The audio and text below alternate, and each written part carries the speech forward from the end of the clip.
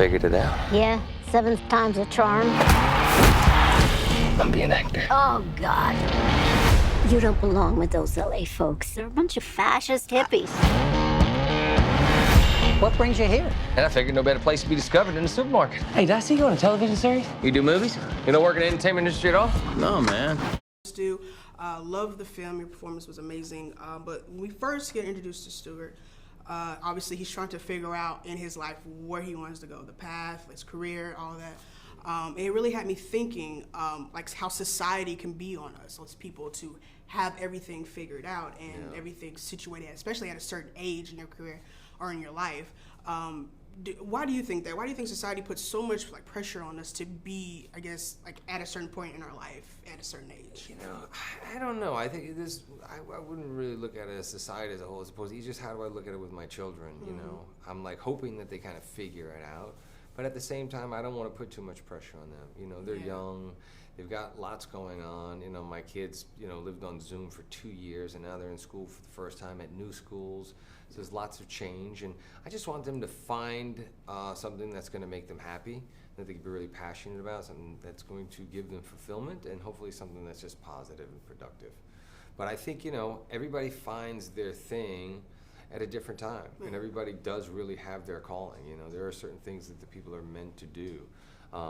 Just like finding that right person in your life, you know what I mean? I think there is a soulmate out there for everybody, but it takes time. It really takes time, and everybody's different, Sometimes people will compromise because of the pressures, and, that doesn't really set people up for success or certainly for happiness. So I know with you, with the entertainment industry, for instance, you did start off rapping, and then you jumped to modeling, and now you're acting. Obviously, you found your way there with a great career.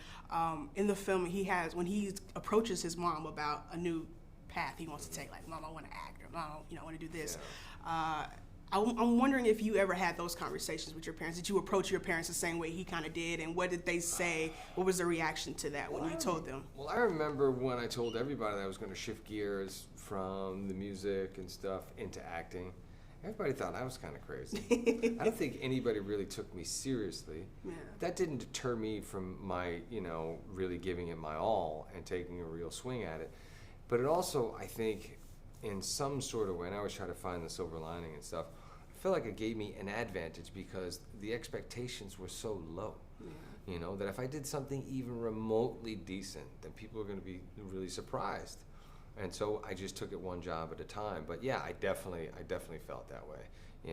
I was not taken seriously until I did movies like Boogie Nights and films like that. It took a long time to be taken seriously. I think sometimes people still don't take me seriously. Oh, no. Well, they definitely will with this film, Father Stu. Your performance was great. You were and we can't talk about this film without the script. I saw an interview I read, I think, you were having problems finding someone to write the script or to tell Father Stu's story. Yeah.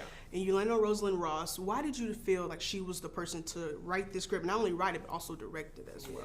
Yeah, she's an amazing, amazing talent, and she is definitely a discovery. I will take credit for her discovering her talent. But it was one of those things where David and Russell and I were developing the movie. We had somebody write a version of the script that didn't work, and I just had a sense of urgency about it. So I was like, I'm going to go figure this out on my own. Maybe I'll come back to you, maybe I won't.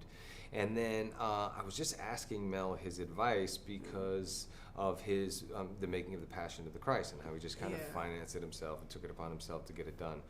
So Rosie had written something else that Mel wanted to direct with me in, and she approached me and said, I'd love to take a crack at writing the script. And I was a big fan of her writing, so I told her the story, and I basically said, okay, I'm going off to make another movie in 3 months, so, good luck. And then she came back with a script that I wanted to make. Yeah.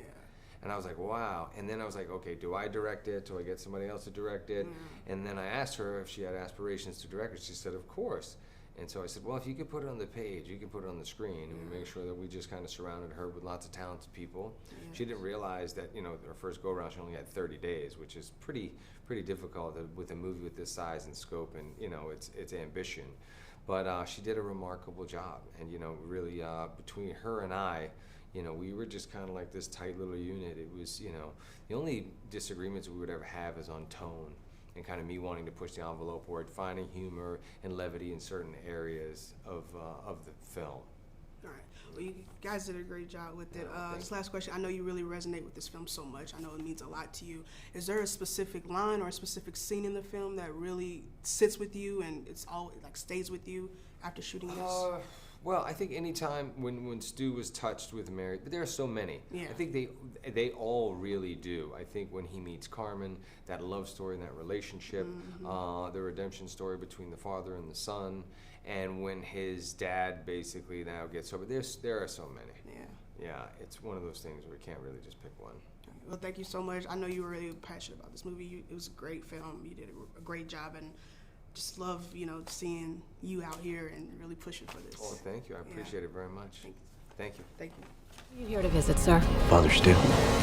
You and everybody else. When the man comes around. We shouldn't pray for an easy life, but the strength to endure a difficult one.